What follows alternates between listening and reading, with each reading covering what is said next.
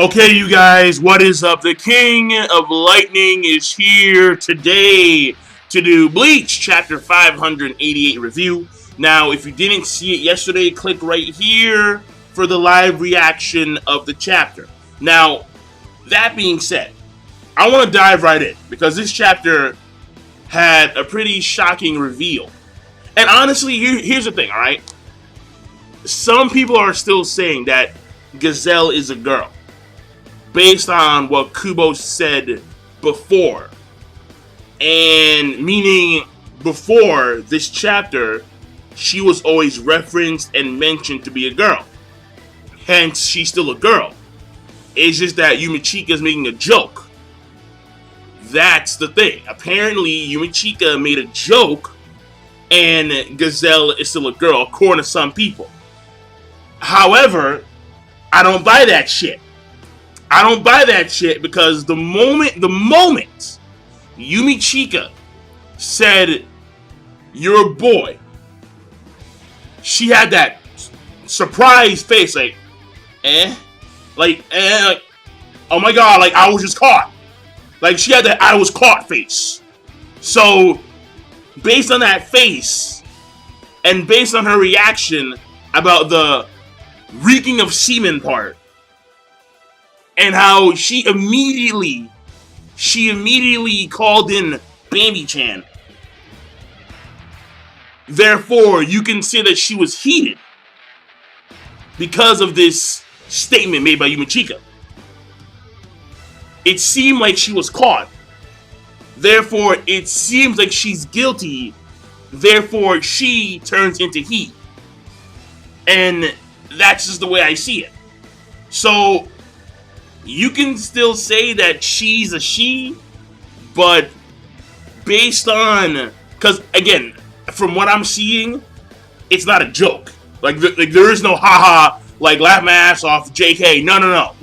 I don't see that with Yumachika. Yumachika looks quite serious. So, yeah, I'm gonna say he's not joking. I'm gonna just say that right there.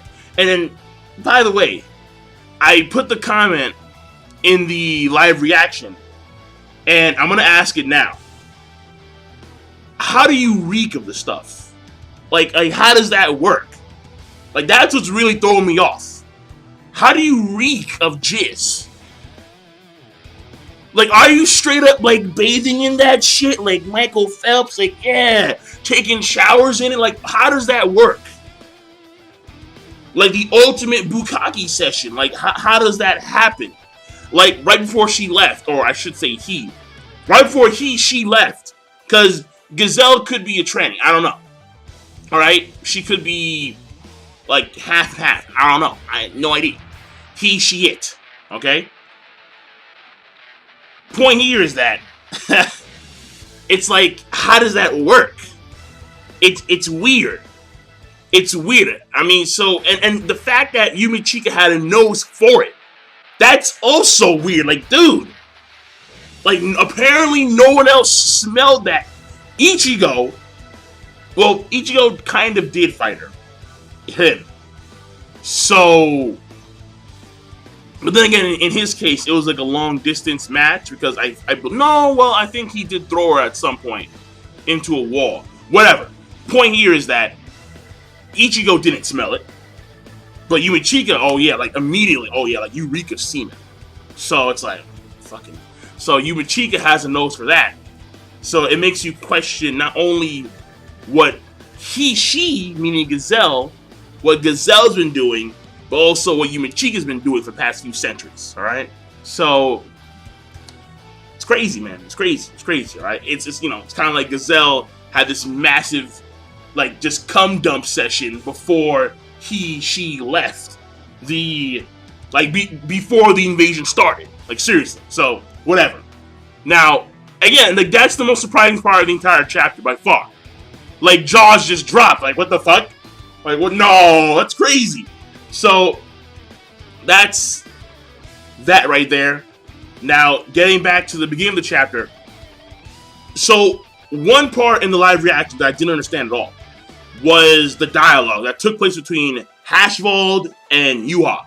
to me, I'm like, okay, so what is he talking about? Like, wait, what gravestone? Like, what do you mean? Like, what do you mean, Ashwald? What feelings are you having?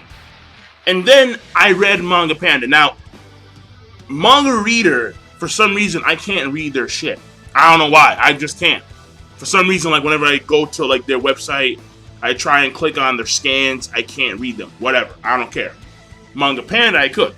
And Manga Panda, their translation of that dialogue actually is referring to Yhwach's emotions, not Hashvald's. And that's the key difference here. On Manga Stream, it was referring to Hashvald's emotions. That's the way it seemed. But on Manga Panda, it was Yhwach's own emotions. And how Yhwach stated that, so this is the Spirit King or the Soul King Palace. And then Hashvald said, I know exactly how you feel.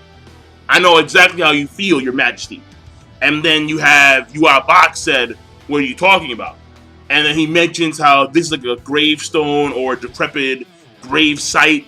So basically, what it's referring to is not Hashvald's current state of mind, but Yhwach's current state of mind. And how Yhwach, he is feeling something peculiar. He is feeling something peculiar. There we go. When he is looking at the Soul King Palace, he felt something. All right, let's keep it real simple. And because the word, I think I'm saying it right, but whatever, I don't know. Because right now, it's not coming out too well. Fuck it. Point here is this. He feels something, and maybe it's some sense of nostalgia. Maybe it's something to do with what's going to happen to this current area, where it's like they've had this goal. Like Yhwach, I'm pretty sure, for the past maybe thousands of years, well, no, 1,000 years, because he's been around since the Yamamoto old days. So I'm pretty sure ever since he's been sealed, he's wanted to go up to the Soul King Palace and just ruin it. Take over. Whatever he's going to do. And he's waited so long. And now the time is upon. Like, it is upon them right now. The time is now. Alright, the time is now. So maybe it's because it's a sense of fulfilling one's goals. Again, we don't know why, but he's feeling something. And this area, according to him, is going to be this graveyard, right? Like this wasteland.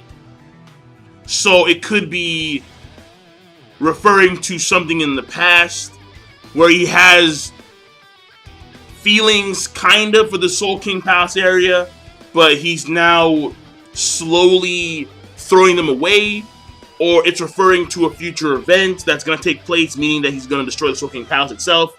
Not too sure, but regardless, the Manga Panda scan is referring to his feelings, not Hashvald's, Yhwach's.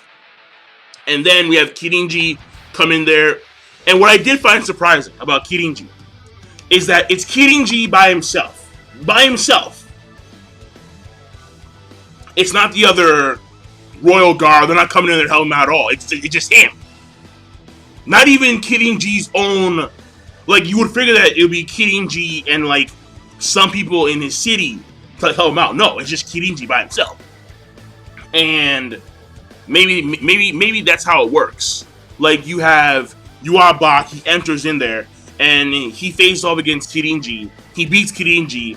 After Yhwach comes, whatever her name is, Queen of Cereals, right? I forgot her name. Kirio, whatever. I don't know. Maybe it's her next.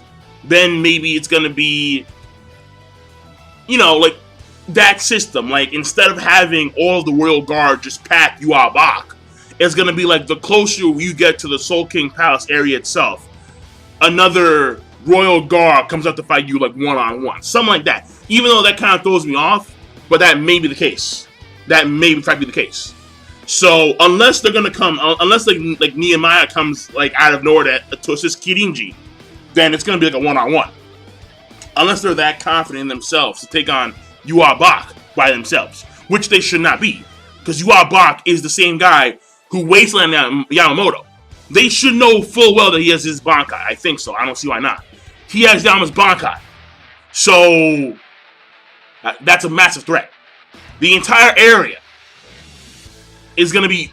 You know what? I can't say that because I don't know what the powers are of the Royal Guard, so they could have countermeasures against yeah, they could have countermeasures against Yamamoto's Bankai. Who knows? But either way, that being said, the chapter overall, I thought it's a pretty good chapter. I'm not going to lie to you. Because it was pretty shocking. It was a simple chapter. But we did make headway into the fact that Bach is now facing off against the Royal Guard. At least one of them at this point in time. Whether or not the others come to assist Kirinji, we'll wait and see. But he's facing off against them nonetheless. And we have this return back to Seirete to see who's fighting who. And we already know that Renji and Ruki are taking on Basby. And now we know that Giselle is being... Giselle and Bambi. Because Bambita's back, but she's not all there. And something's going on. And obviously it relates to how... Because Giselle's powers have a particular function against non-Quincy's. But they may have another function for specifically Quincy's. Now, whether or not that's the case, don't know. Maybe a Quincy has to be near death or dead in order for Bambita to actually... in order for Giselle to actually do something to their bodies. If she stayed there before, then I may have forgotten that. Don't know. But either way, it's going to be pretty much 2-on-2. So, I guess, let's say, for now, Zombie, Bambita, and Giselle versus Yumichika and Ikkaku. And what I do want to say is that I'm pretty sure it's going to be Yumichika to take out Giselle. Because Giselle's powers specifically are blood related. But conveniently, Yumichika's Shikai, his actual Shikai, doesn't require any blood to be, shed. It's simply, I'm going to wrap around you, and I'm going to take all your Reiatsu. So, Yumichika is actually the better of the two when it comes to facing off against Giselle. And I'm done. So, King Lightning, the chapter overall, I'm going to give it a good plus to great. And I will see you guys later. Have a nice day.